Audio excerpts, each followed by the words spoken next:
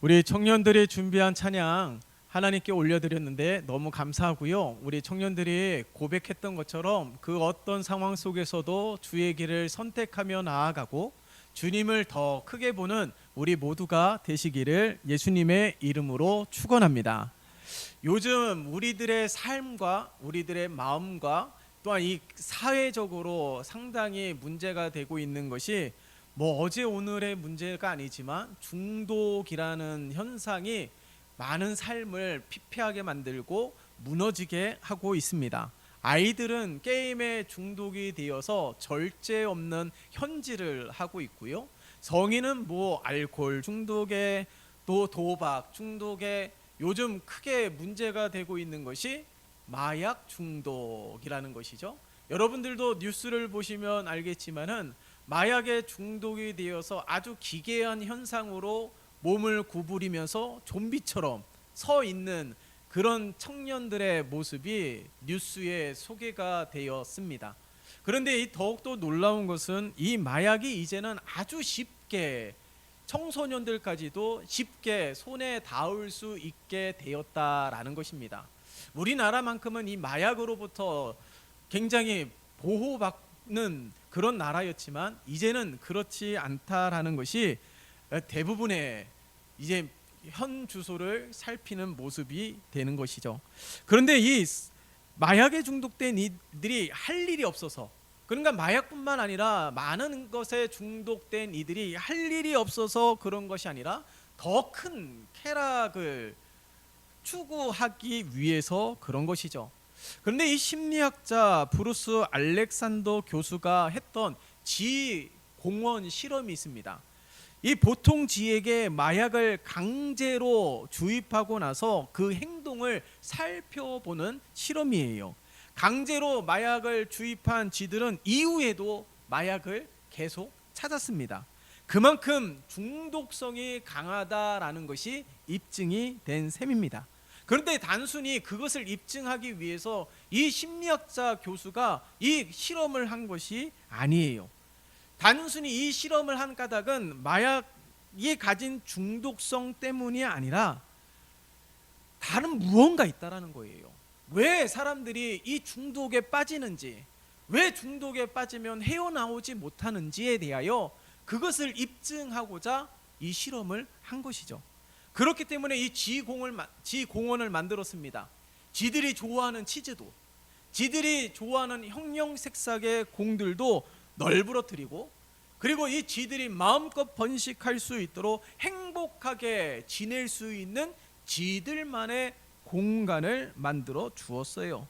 그리고 그곳에 마약이 담긴 물병과 순수한 물이 담긴 물병을 두었습니다. 그런데 놀라운 것은 중독성이 강한 마약이 담긴 물을 거부하더라는 겁니다.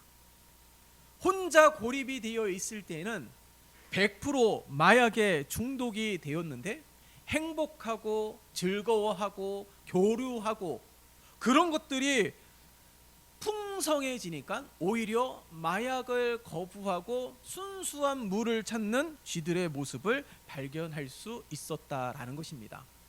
그리고 이미 마약에 이제 중독된 쥐들을 그 공원에 넣었어요. 이제는 처음에는 선택하게 하였지만은 이젠 그 중독된 쥐를 그 공원에다가 놓고 이 중독된 쥐가 어떻게 반응하는지를 주의 깊게 살펴보았습니다. 처음에는요, 중독이 되었기 때문에 처음에는 마약이 담긴 물을 찾았습니다.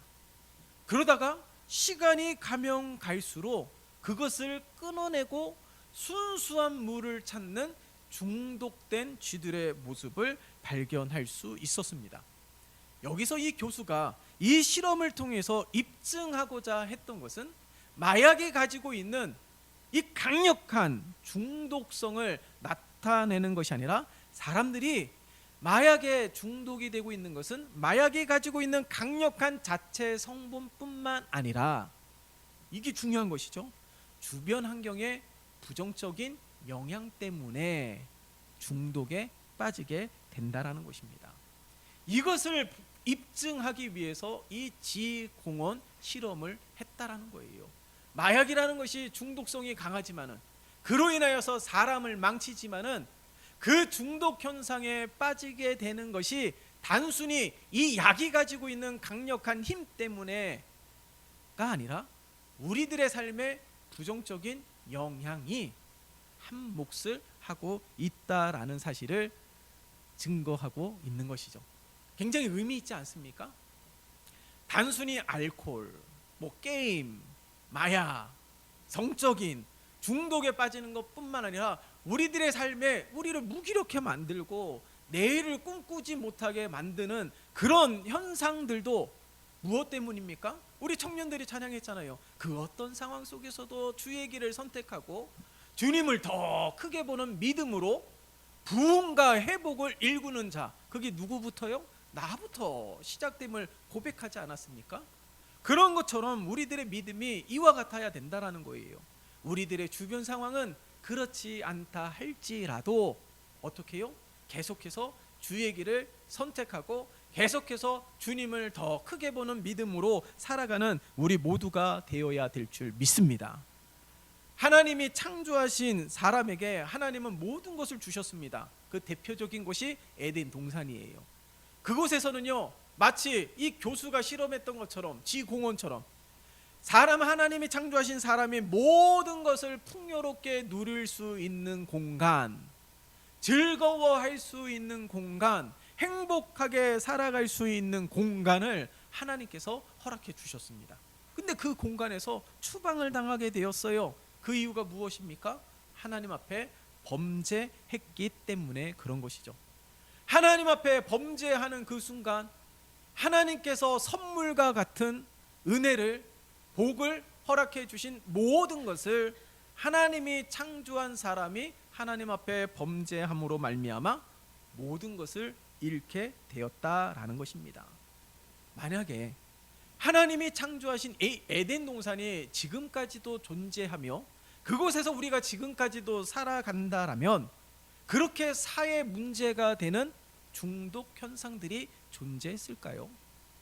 지금도 끊임없이 우리를 힘들게 하는 크고 작은 스트레스가 우리를 힘들게 했을까요?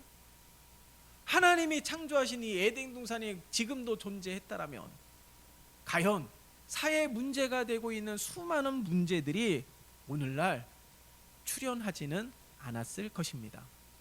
여러분, 다윗을 보세요. 다윗이 밧세바를 범하고 그의 삶이 무너졌습니다. 그리고 하나님 앞에 회개하며 간구할 때에 그가 간절히 하나님 앞에 간구했던 기도의 제목이 무엇이었을까요? 밧세바를 범하면서 모든 것이 무너졌어요. 명예도 잃게 되었습니다. 많은 것들이 흔들리게 되었습니다. 그런데 다윗이 하나님 앞에 간절히 기도했던 것은 구원의 즐거움을 회복시켜 달라고 기도했어요.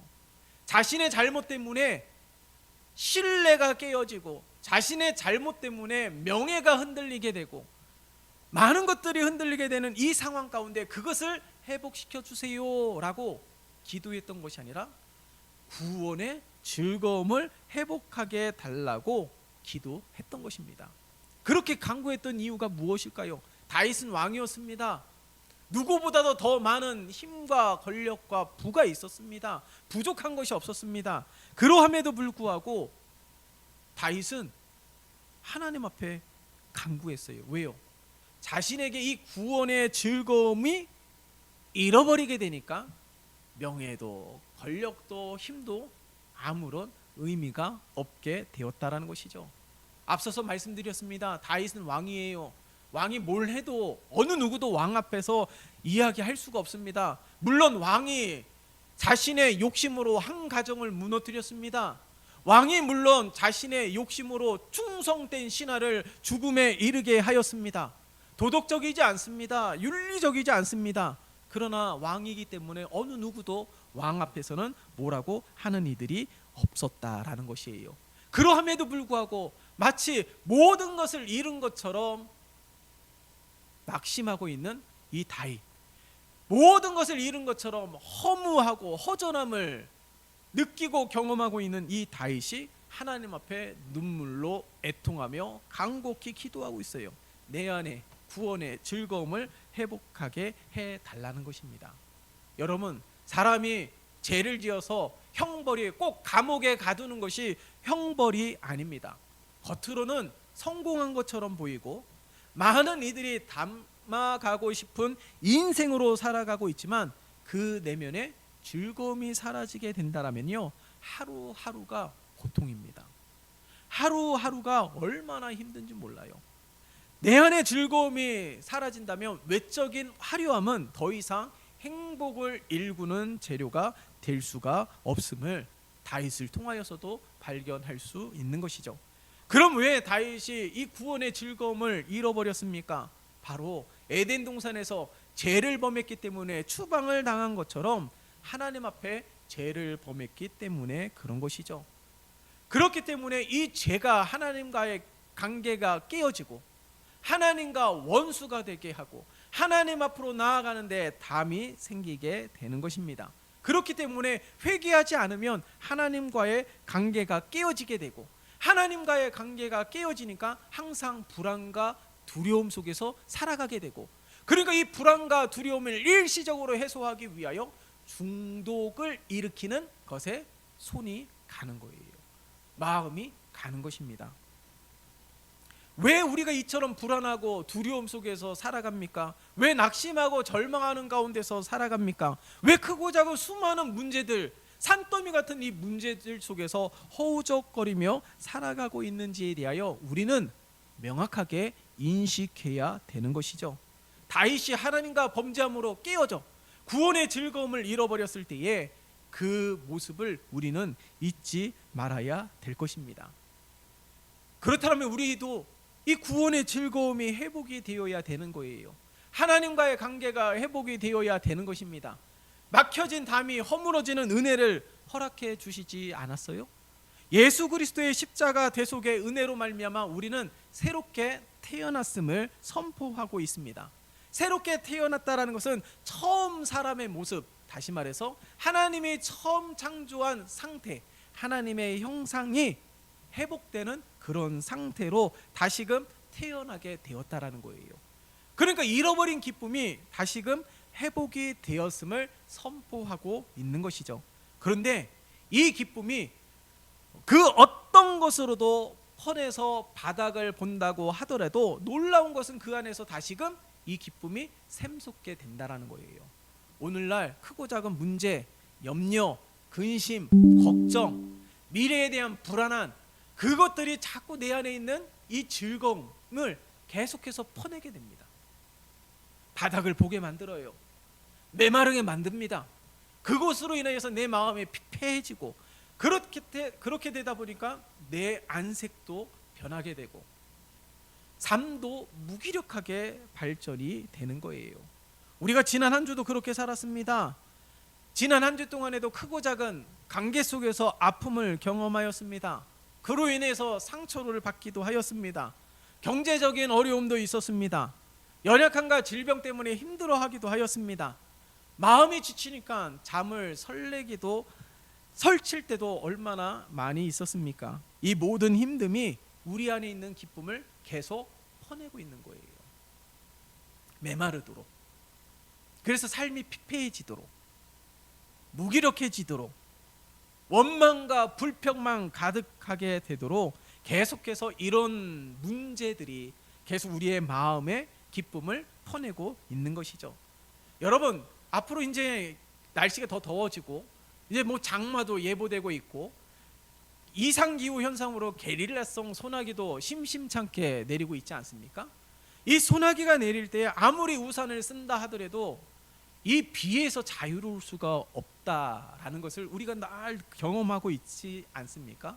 완벽하게 비를 피할 수 있는 사람은 없습니다. 마찬가지로 예수 믿는다 하더라도 어느 누구처럼 한 주일 동안 경험하는 아픔을 다 경험하고 살아가요. 예수를 믿고 있지만 문제가 떠나지 않습니다. 문제에서 자유하고 싶은데 자유할 수가 없습니다. 몸부림치는데도 늘 괴롭히는 것이 사실입니다. 세상의 소낙비는 피할 수가 없다라는 거예요. 그 때문에 힘든 것이 사실이고 그 때문에 낙심이 되는 것이 사실입니다. 그러나 중요한 것은 무엇입니까? 우리 안에 기쁨이 사라지고 메마른 것처럼 느껴지기도 하지만 하나님은 또다시 샘솟게 한다라는 거예요.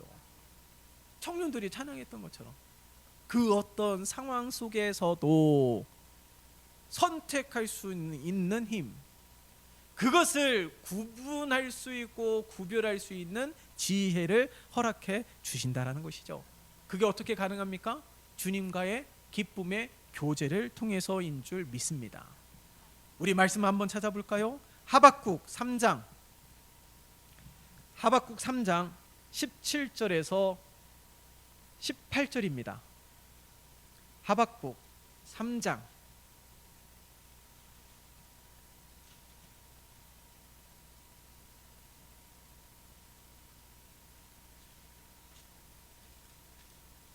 17절에서 18절, 구약성경 1305면 다 찾아보세요. 구약성경 1305면, 자, 스크린에 없기 때문에 한번 다 찾아서 눈으로 보시고 입술로 함께 선포했으면 좋겠습니다. 하박국 3장 17절에서 18절의 말씀, 구약성경 1305면 다 찾으셨으면 우리 함께 하나님의 말씀을 봉독하겠습니다. 하박국 3장 17절에서 18절입니다. 시작. 비록 무화과 나무가 무성하지 못하며 포도나무에 열매가 없으며 감람나무에 소출이 없으며 밭에 먹을 것이 없으며 우리의 양이 없으며 외양간에 소가 없을지라도 나는 여호와로 말미암아 즐거워하며 나의 구원의 하나님으로 말미암아 기뻐하리로다. 아멘. 지금 문제가 되고 있는 것이 뭐예요? 17절 아닙니까? 이것도 없고 저것도 없다라는 거예요. 지금 17절의 말씀을 보면 하박국 선지자는 자신에게 없는 것, 그것 때문에 괴로워할 수밖에 없는 것, 그것 때문에 낙심될 수밖에 없는 것들을 쭉 열거하고 있습니다. 이만큼 힘든 삶을 살아가고 있다라는 것이죠.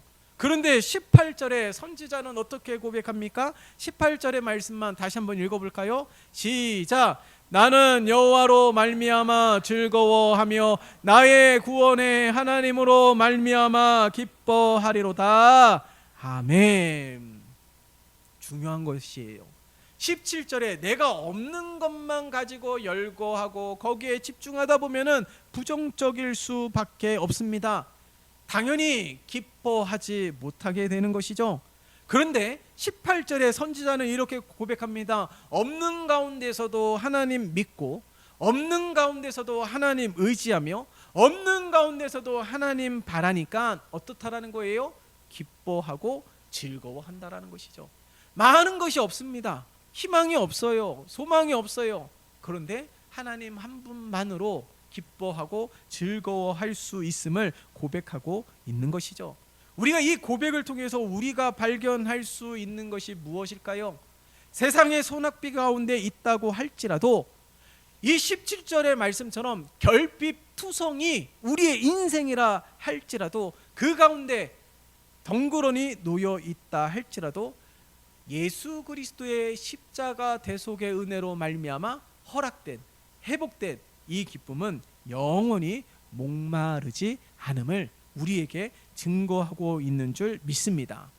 여러분, 우리가 천국을 묘사할 때 어떻게 묘사합니까? 요한계시록에도 슬픔도 없고 곡하는 것도 없고 애통하는 것도 없고 화려한 모습을 묘사하기도 하지 않습니까?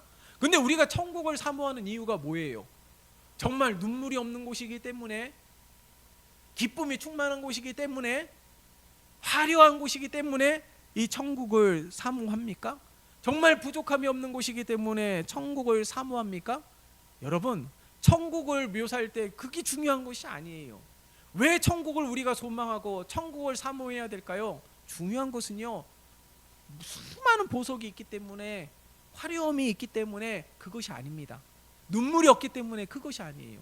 우리가 그 천국을 사모하고 소망해야 되는 가장 중요한 이유는 그곳에 주님이 계시기 때문인 줄 믿습니다.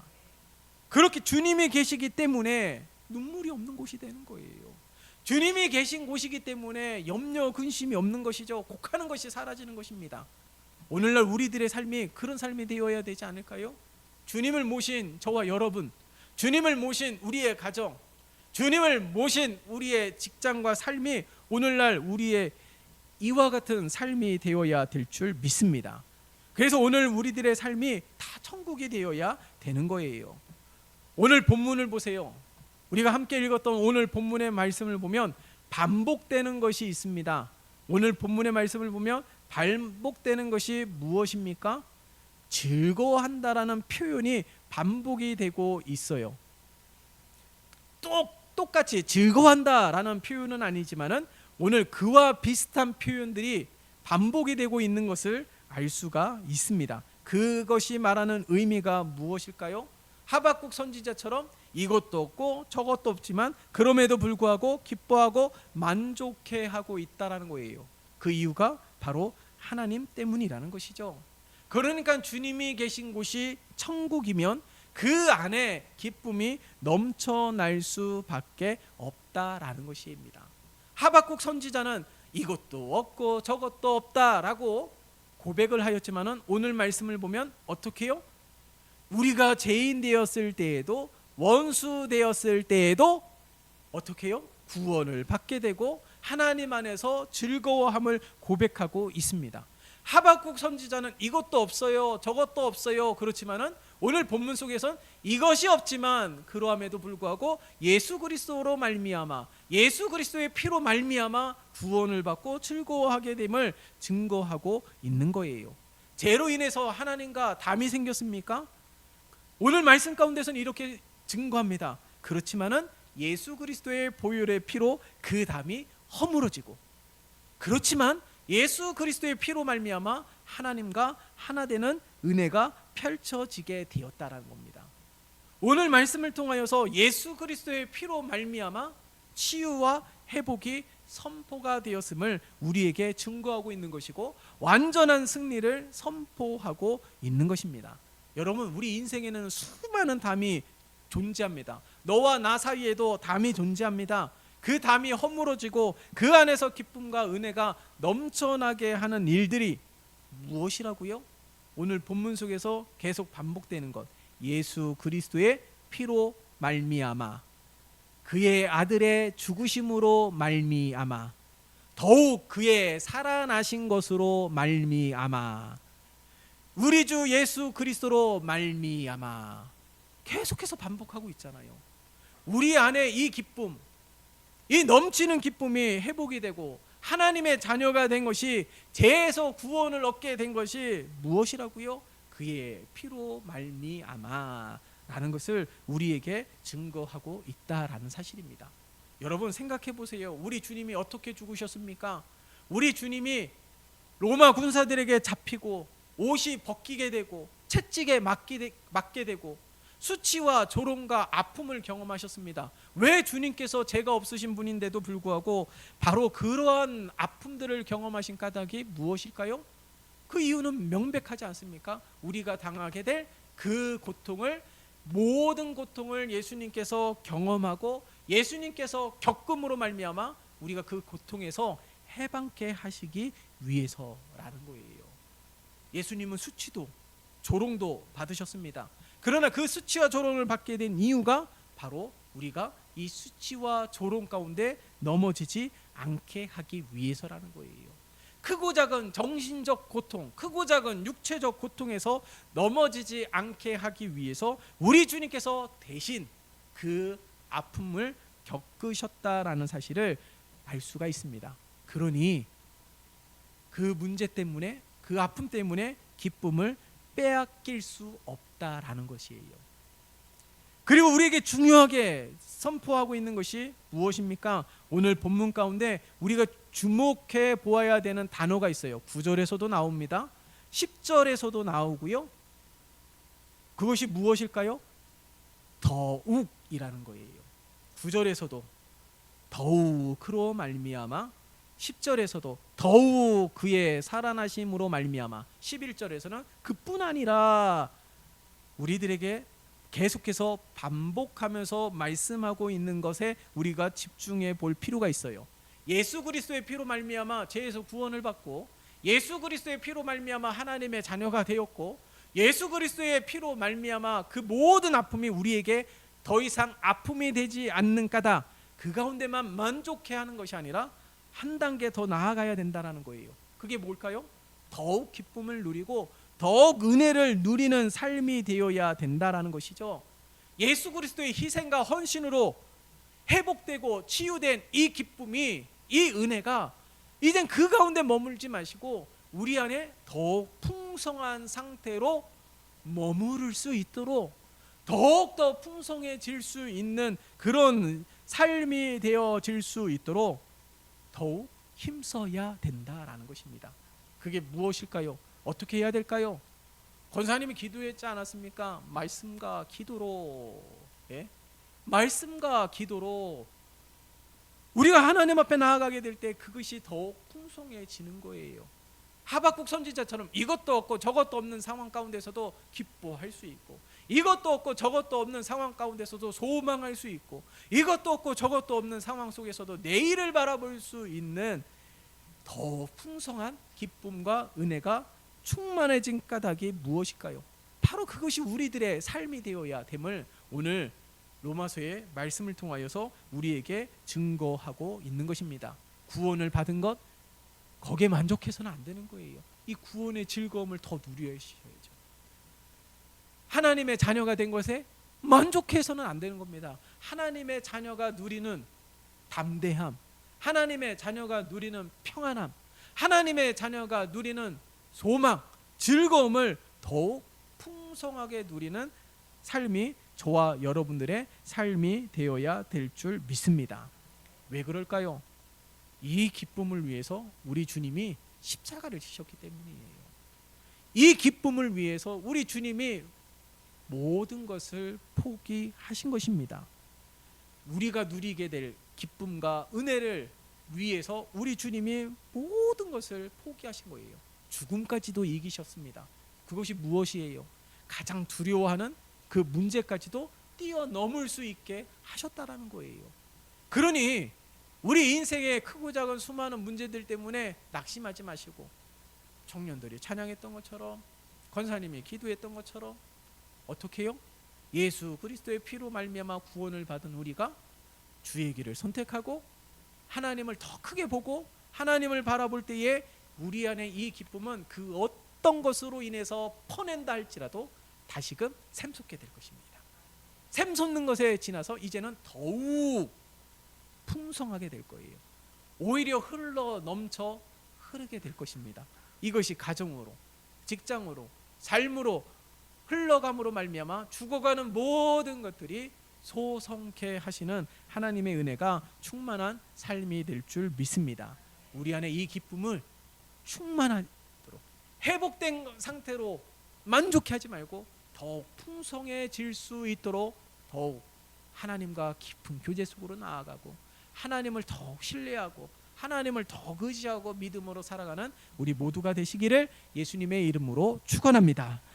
살아계신 하나님 아버지, 감사합니다. 우리 한빛교회와 우리 온 성도들에게 한량없는 은혜를 허락하여 주시어서 하나님께서 허락하여 주신 이 기쁨, 그 어떤 것에도 빼앗기지 않게 도와주시옵소서. 예수 그리스도의 십자가 대속의 은혜로 말미암아 우리를 위하여 흘리신 보혈의 피로 말미암아 이 구원의 즐거움이 더욱 풍성해지게 도와주시고 하나님께서 허락하여 주신 이 기쁨이 더 풍성해지며 은혜가 더 풍성한 삶이 되어질 수 있도록 주여 도와주시옵소서. 간절히 바랍니다. 지금 이 힘들게 살아가고 있는 이 세상 가운데 지쳐있는 우리 성도들, 낙심되는 우리 성도들, 크고 작은 수많은 문제들로 인하여 번민하고 있는 우리 성도들을 하나님 붙잡아 주시어서 이 기쁨을 회복하고 치유를 회복하고 더욱 하나님 앞에 나아가는 우리 모두가 되게 축복하여 주시옵소서. 예수 그리스도의 이름으로 기도드리옵나이다. 아멘.